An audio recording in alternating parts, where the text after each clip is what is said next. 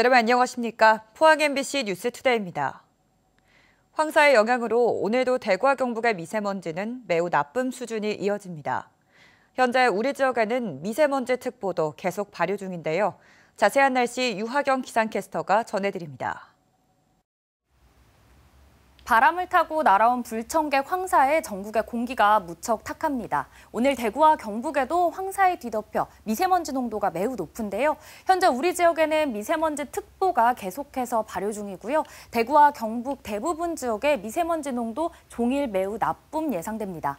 특히 경북 동해안을 중심으로는 한때 미세먼지 수치가 최대 세제곱미터당 340 마이크로그램까지 치솟은 곳도 있었습니다. 황사는 오늘까지 기승을 부리다 점차 옅어질 것으로 예상되고요. 오늘 외출하실 때는 미세먼지를 막아줄 수 있는 보건용 마스크를 꼭 챙겨주시기 바랍니다. 오늘도 낮에는 반팔 차림이 어색하지 않겠습니다. 오늘 아침 대구의 기온 10도로 출발해 낮에는 26도까지 올라 일교차가 크겠고요. 내일도 대부분 지역에서 낮 기온이 최고 28도 안팎까지 치솟으며 덥겠습니다. 더불어 자외선 지수도 높음 수준까지 오르겠고요. 이른 초여름 더위는 모레 비 소식과 함께 차차 누그러질 전망입니다. 내일까지는 평년 기온을 훌쩍 웃돌며 낮과 밤의 기온차가 크겠고요. 토요일인 모레부터 더위를 식혀줄 비가 내리기 시작해 일요일까지 이어질 전망입니다. 날씨였습니다.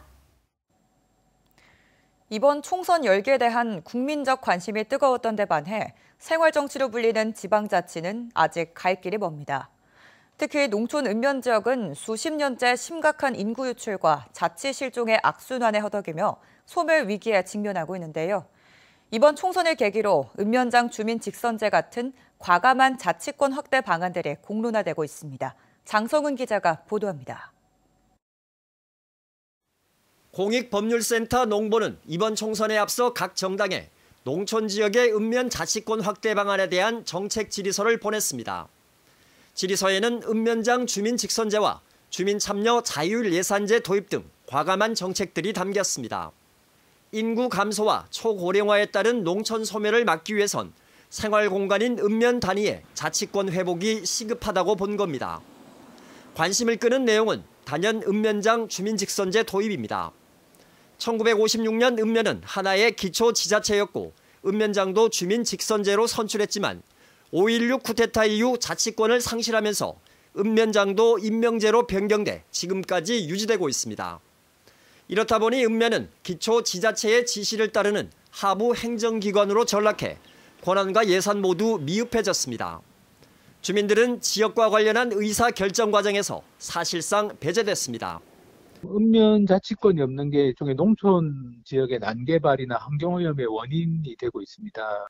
자기 면에 어떤 난개발이나 환경오염 시설이 들어오는 걸 반대하는데, 이제 군청으로 가면 이제 군청의 군수나 군의회는 그런 인구가 적은 면지역 주민들의 의견을 무시하는 경우들이 많기 때문에 읍면의 자치권 상실은 심각한 인구 유치를 초래해 지방 소멸과 수도권 집중을 가속화하고 있습니다. 프랑스와 일본 등이 우리나라보다 인구가 적은 읍면 단위에서 자치권을 바탕으로 좋은 환경과 삶의 질을 유지하는 것과는 대조적입니다. 외국에서는 읍면 자치가 보편적인 모델인데 우리만 이제 1961년에 5.16 쿠데타 이후에 읍면 자치가 폐지됐기 때문에 현재와 같은 좀 수도권 집중이나 농촌 지역의 어떤 인구 감소 고령화 현상이 더 심화되고 있다고. 농본의 정책 질의에 대해 원내 일당인 더불어민주당은 자치권 확대라는 방향성에만 찬성했고 진보당과 조국혁신당 등은 모든 항목에 찬성했습니다. 읍면 동장 직선제 선출하는 제도 등등에 대한 것은 진보당은 적극적으로 찬성한다고 입장을 밝힌 바가 있습니다. 그리고 22대 국회에서는 관련된 내용으로 토론회도 적극적으로 개최를. 읍면 자치권 확대의 첫 단추는 국회 입법입니다. 출범을 앞둔 22대 국회가 풀뿌리 민주주의와 농촌을 살리는 읍면 자치권 확대에 얼마나 적극적으로 나설지 주목됩니다. MBC 뉴스 장성훈입니다. 경상북도는 산업통상자원부가 공모한 국가기술거래 플랫폼 사업의 2차 전지 중점 산업 분야에서 사업자로 선정됐습니다.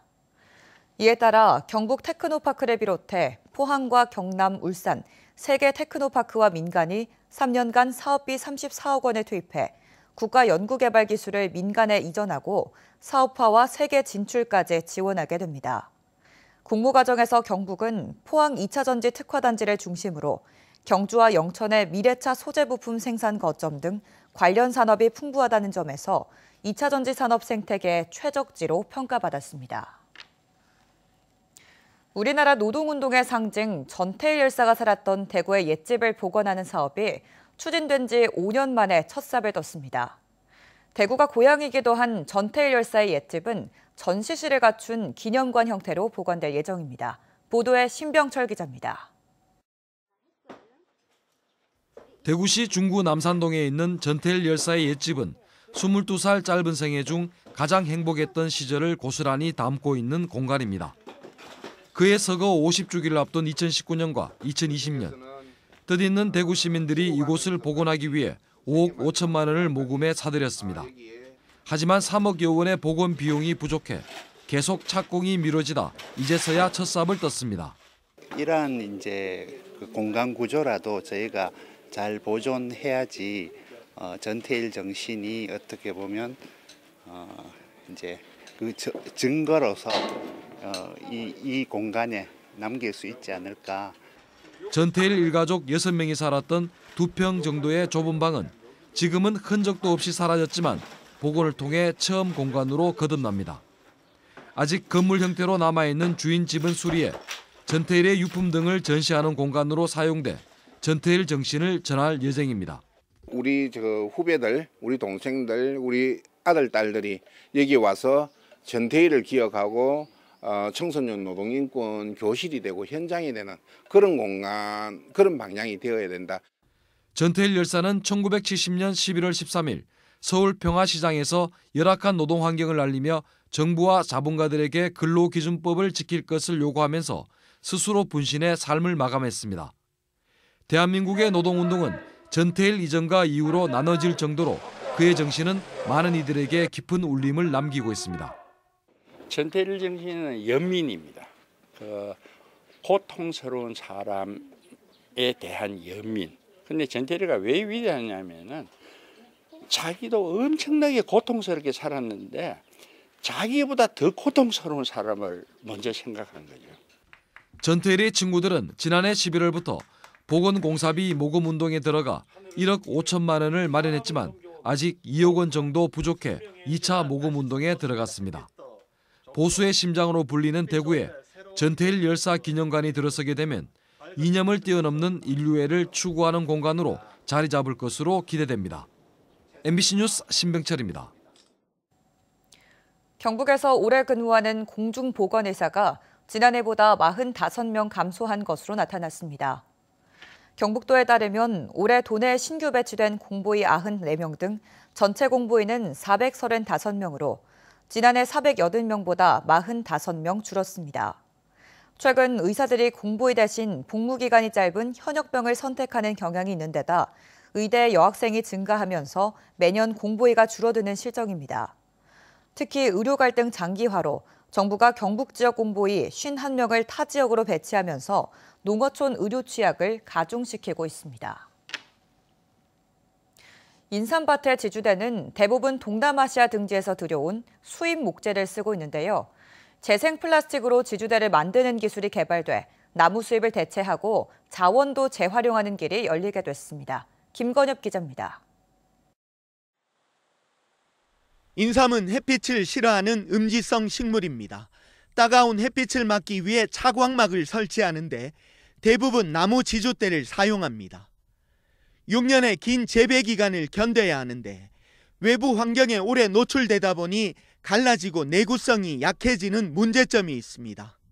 이제 나무 지주목은 이제 습에 오랫동안 노출이 되면 이제 부식이 되거나 이제 썩어서 강풍이나 폭설 같은 자연재해가 왔을 때 무너지게 되고 또 무너지게 되면 이제 작물에 심각한 피해를 주기 때문에 인삼 지주목으로 쓰기 위해 동남아시아 등지에서 들여오는 목재 수입량만 연간 16만 톤, 금액은 700억 원에 달합니다. 수입 목재가 아닌 폐비닐과 플라스틱을 재활용한 재생 플라스틱으로 인삼 지주대를 만드는 기술이 개발됐습니다.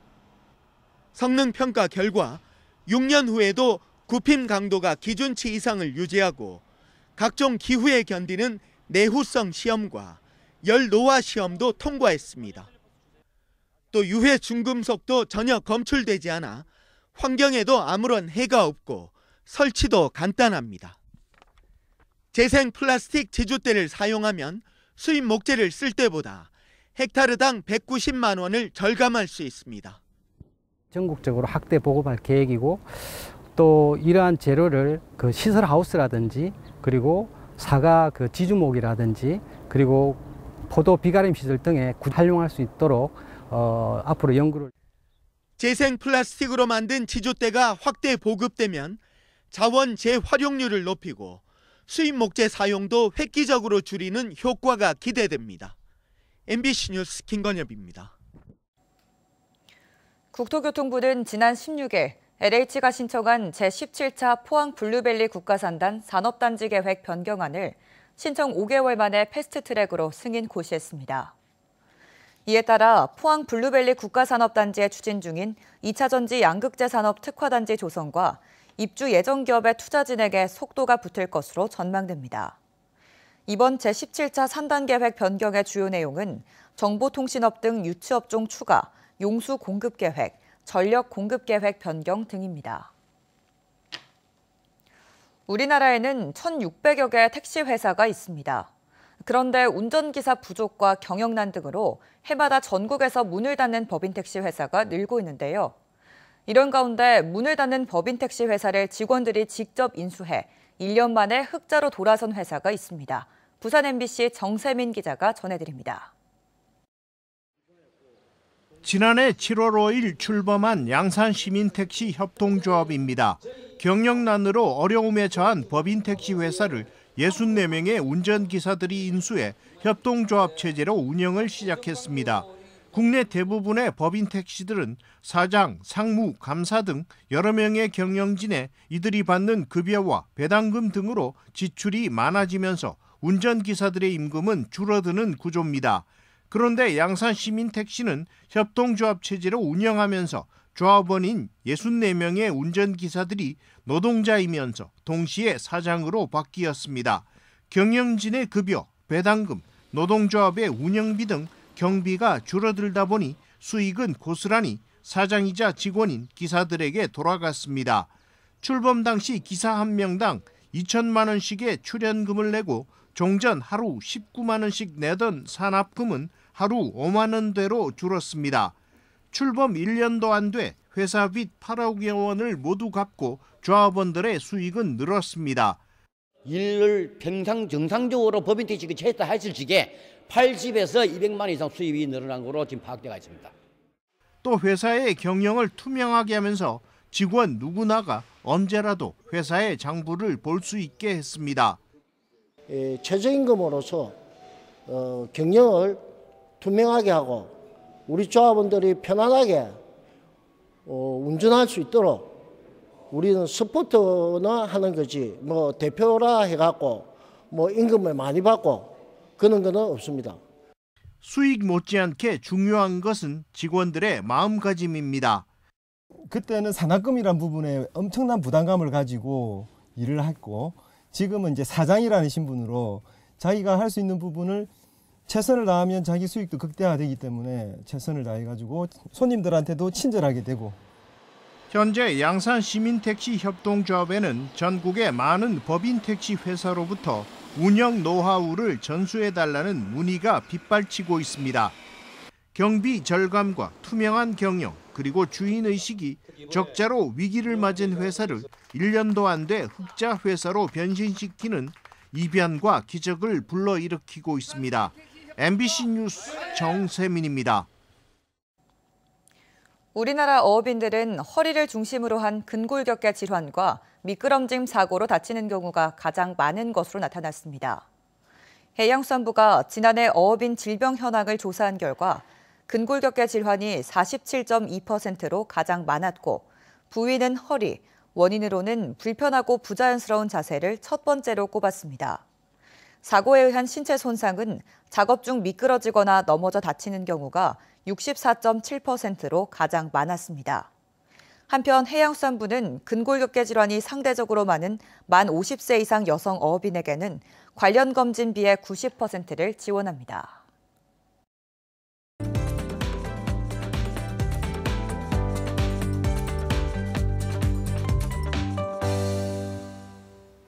바람을 타고 날아온 불청객 황사에 전국의 공기가 무척 탁합니다.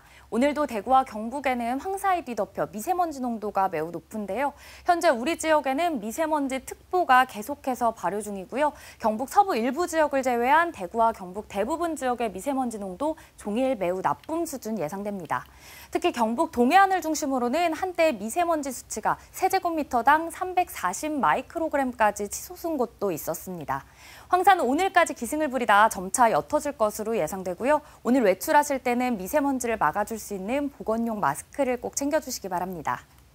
오늘도 낮에는 반팔 차림이 어색하지 않겠습니다. 오늘 아침 대구의 기온 10도로 출발해 낮에는 26도까지 올라 일교차가 크겠고요. 내일도 대부분 지역에서 낮 기온이 28도 안팎까지 오르며 덥겠습니다. 더불어 자외선 지수도 높음 수준까지 오르겠고요. 이른 초여름 더위는 모레 비 소식과 함께 차차 누그러질 전망입니다. 위성 영상입니다. 오늘 전국적으로 중국 산둥반도 부근에서 남쪽으로 이동하는 고기압의 영향을 받겠습니다.